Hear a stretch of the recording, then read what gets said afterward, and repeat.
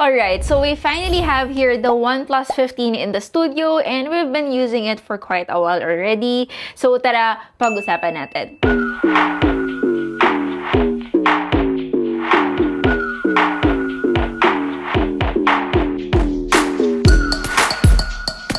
Okay, so I never really get to review the OnePlus 13, and if you know guys, hindi na naman, walang phone na OnePlus 14. They skipped the number 14, which is what most companies are doing. Actually, the moment that you guys are watching this video, tapos na yung pre-order system ng Digital Walker.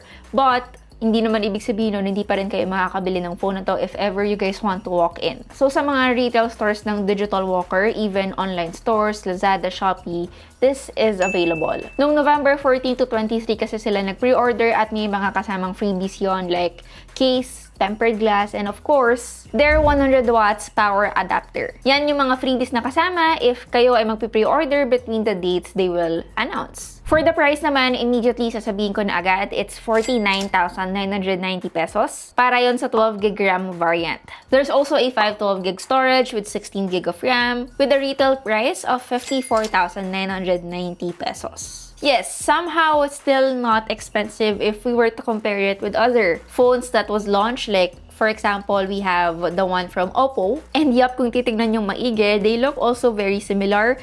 The white one that I have is the Oppo Find X9 Pro, and of course, the OnePlus 15. Both look the same. Why? Because OnePlus is owned by Oppo, which is subsidiary of BBK Electronics. Pero take note guys, magkaiba pa rin po silang brand, magkaiba ng branding, magkaiba ng software, and of course, magkaiba ng technology na ginamit. Most of the time, flagships ni Oppo is in partnership with Hasselblad. Si OnePlus naman, wala na po. Anyway, balik tayo dito sa OnePlus 15. Yung meron ako is, of course, the Infinite Black. This has a matte finish na nagre-resist ng fingerprints. Actually, ang ganda ng black na to. Malinis tignan and it's black, self-explanatory. Pero ang kinaganda nito, although kung mapapansin nyo, very prone to scratches siya, but you are not causing the scratching. Mabilis siyang mawala kapag pinunasan. Ayan, wala na yung scratch agad. So if ever wala kang case and maiwan mo siya sa bag mo, may mga susi, may mga coins, immediately naman mabubura yan. Actually, nalaman ko lang to from MKBHD's video. Noong una nga, nagpanic ako guys kasi may mga scratches na siya. Hindi ko naman nilagay agad yung case. Matagal na tong nasa amin. Mga 2 weeks na. And so, nung nakita ko yung video ni MKBHD, ni Marquez, nung lumabas na natatanggal naman pala, nakahinga na ako ng maluwag. Instantly, kung ayaw yung nakikita yung mga scratches sa kanya, you can always put a case. Alright, so this is the case that comes with the OnePlus 15 once you pre-order. Pero available pa rin naman to if ever na you guys wanna walk in sa Digital Walker. Tapos na yung pre-order nila.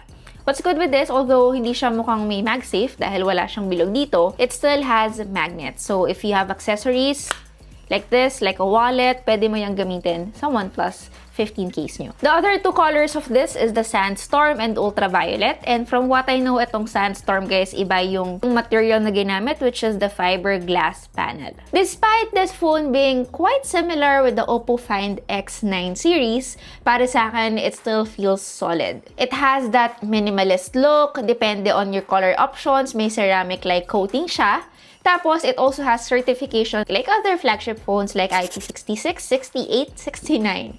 And even an IP69K. Meaning guys, sobrang taas ng dust and water resistance nito. Despite the OnePlus 15 guys having the largest battery of any smartphone na I think na test ko, again 7,000 mAh, that is double the battery size of what even the iPhone 17 has. It remained thin. I mean, it could be thinner with a normal battery, pero honestly for me, wala akong pake dito.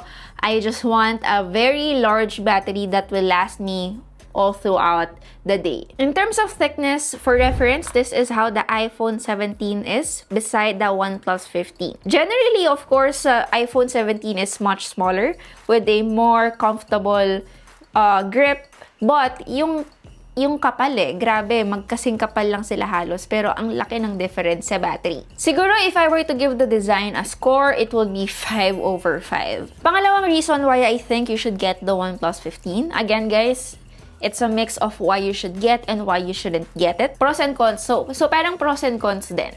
Number 2, well, actually, technically, number 3 na. Because number 1 is the design, number 2 is the battery life, and number 3 for me is the clean, fast, and refined OxygenOS. Since we are reviewing the global variant, it has an OxygenOS. Tapos kung China variant yung bibili nyo, I know naman yung iba dito, yun ang option na binibili because mas mura. That one will have a color OS skin. Honestly, ang daming magagandang features ng OxygenOS.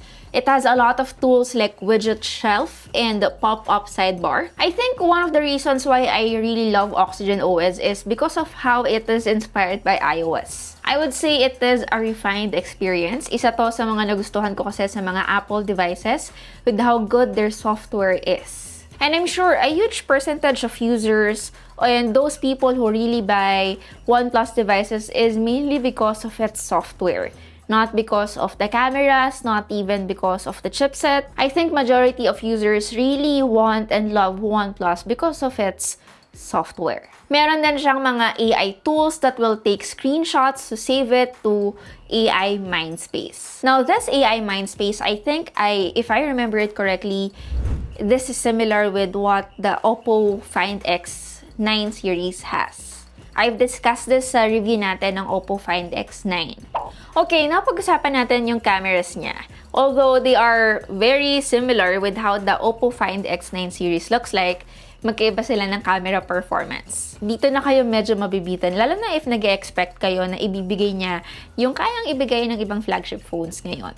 Again, let us always consider the price point.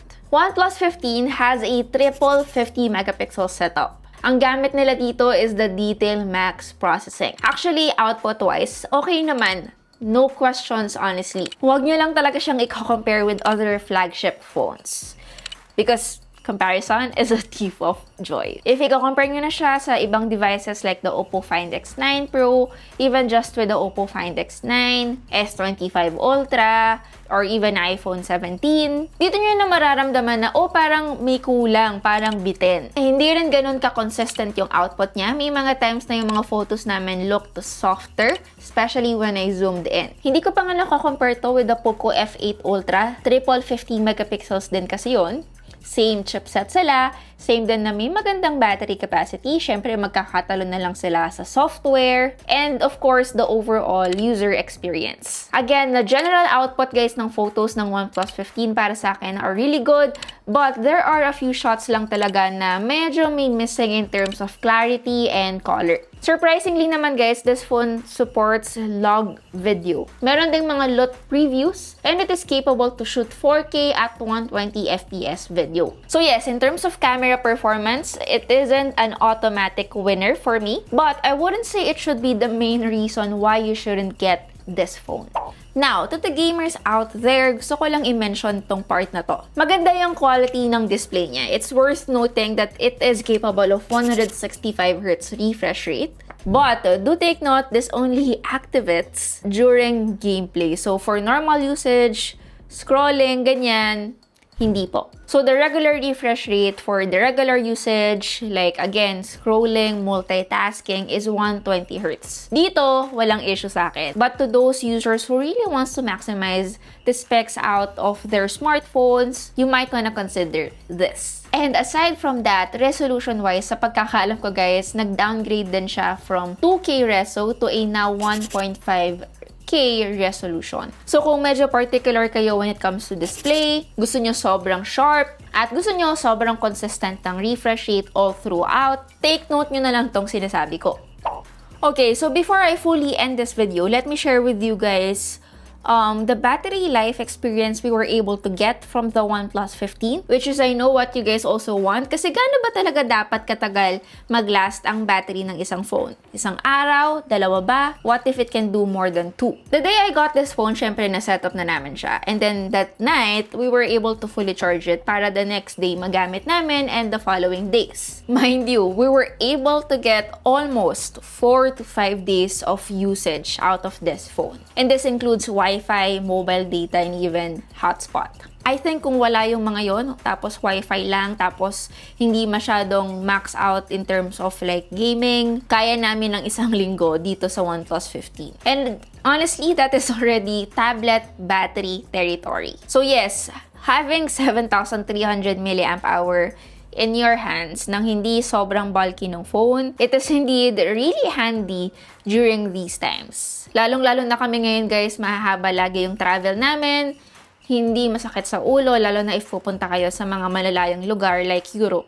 Okay, so who is this phone for? Honestly, it's for anyone, just not for those who are into camera or camera enthusiasts. Kung very specific, perfectionist kayo sa output na nilalabas ng phone na meron kayo or sa phone na next nyong bibilhin, you might wanna take a look at that. But aside from it, it is indeed a really good flagship phone. Hindi rin naman lahat ng tao guys ang habol sa isang phone ay camera.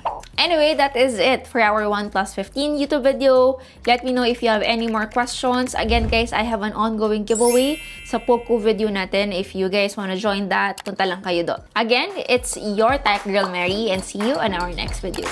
Bye!